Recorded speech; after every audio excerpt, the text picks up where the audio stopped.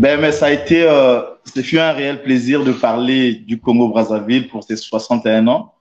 Je pense que par faute de temps, nous n'avons pas pu épingler tout, tous les aspects, mais je pense que l'essentiel a été quand même dit. Et donc, je remercie d'abord M. Lemba Bouchitalia, le présentateur de cette émission. Je remercie également mon copanéliste, à savoir M. Didier Ofi, Espoir, toujours très pertinent et pointueux dans ses interventions, c'est très bien. Et je remercie également tous les abonnés du Coordonnet ou encore ceux qui, pour la première fois, ont décidé de nous suivre aujourd'hui.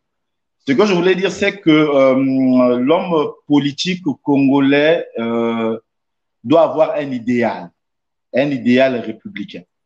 Et l'homme politique congolais doit renforcer le sentiment patriotique dans ses discours. Ça permettra à ce que le peuple, partout où il se trouve, comprendra qu'il faut d'abord privilégier le pays. Parce que lorsqu'on n'a pas un idéal politique, on ne peut aller nulle part. Ce n'est qu'à travers l'idéal politique qu'on peut bâtir une nation. On travaille pour le pays, on ne travaille pas pour des autres. Et on ne demande pas la charité avec les autres. Ce n'est pas possible. Parce que lorsqu'on est indépendant, comme je l'ai dit pendant mon introduction, on est autonome, on est émancipé, on est souverain. Quand on demande la charité, on tend la main, celui qui vous donne, il vous domine, il vous oppresse et il vous dicte des lois. Alors, c'est ce qui n'est pas bien.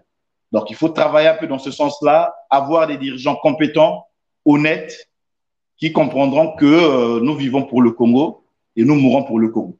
Et le Congo doit rayonner sur la scène internationale comme d'autres pays d'Afrique et les pays également qui ont aussi des matières, des richesses comme les nôtres. Comme on a toujours dit que le simple fait d'avoir le pétrole est une malédiction, mais c'est une aberration.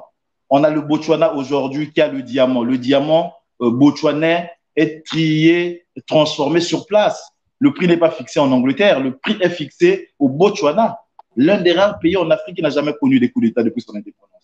Et donc, je pense que le Congo peut arriver à ce stade-là si jamais on peut trouver des hommes d'État, sinon des hommes politiques honnêtes et compétents.